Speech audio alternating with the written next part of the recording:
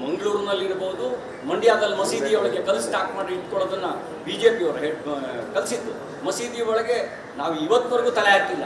ನೀವೇ ಹೋಗಿ ಮಸೀದಿಯಲ್ಲಿ ನಮಾಜ್ ಮಾಡೋರು, ನೀವೇ ನಮಾಜ್ ಮಾಡೋರು. ನಾವೇ ಇವತ್ತವರೆಗೂ ಓದೋರಲ್ಲ. ನಮ್ಮನ್ನು ಯಾಕೆ ಇದಕ್ಕೆ ತಳಕಾಗ್ತೀರಿ? ಈ ಷಡ್ಯಂತ್ರ ಅರ್ಥ ಮಾಡ್ಕೊಳ್ಳಿ ನೀವು. ಈ ಷಡ್ಯಂತ್ರ ದಾರುಲ್ ಇಸ್ಲಾಂ ಮತ್ತು ದಾರುಲ್ ಅರಬ್ ನಡುವಿನ ಸಂಘರ್ಷ. ದಾರುಲ್ ಇಸ್ಲಾಂ ಅಂದ್ರೆ ಏನು ಅಂತ ಗೂಗಲ್ ಸರ್ಚ್ ಮಾಡಿ, ಸಿಗುತ್ತೆ ನಿಮಗೆ. ದಾರುಲ್ ಅರಬ್ ಅಂದ್ರೆ ಏನು ಅಂತ ಗೂಗಲ್ ಸರ್ಚ್ ಮಾಡಿ. ಜೆಹಾದ್ ಅಂದ್ರೆ ಏನು ಅಂತ ಗೂಗಲ್ ಸರ್ಚ್ ಮಾಡಿ.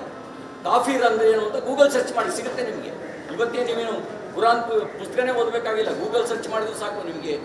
What is the meaning of ಕಾಫಿರ್ ಅಂದರೆ ಸಿಗುತ್ತೆ. ಅರಬಿಕ್ ವರ್ಷನ್ ಕೇಳಿದ್ರು ಸಿಗುತ್ತೆ. ಸರ್ಚ್ ಮಾಡಿ. ನೀವು ಅಂಬೇಡ್ಕರ್ ಅವರ ಪುಸ್ತಕನ ಓದಿ ಮಾದೇವಪ್ಪನವರೇ. ನಾನು ಅಂಬೇಡ್ಕರ್ ಅನುಯಾಯಿ. ನೀವು ನನಗಿಂತ ಹೆಚ್ಚಿಗೆ ಅಸರ್ಟಿವ್ ಆಗಿ ಅಂಬೇಡ್ಕರ್ ಬಗ್ಗೆ ಮಾತಾಡ್ತೀರಿ. ಥಾಟ್ಸ್ ಆಫ್ ಪಾಕಿಸ್ತಾನ ಓದಿ, ಆಗ ನಿಮ್ಗೆ ಅರ್ಥ ಆಗುತ್ತೆ ಇಸ್ಲಾಂ ಅಂದ್ರೆ ಏನು ಅಂತ. ಓಟಿನ ಆಸೆಗೋಸ್ಕರ ಜೋಲ್ ಸುರಿಸ್ಕೊಂಡು ದೇಶ ಹಾಳು ಮಾಡಬೇಡಿ.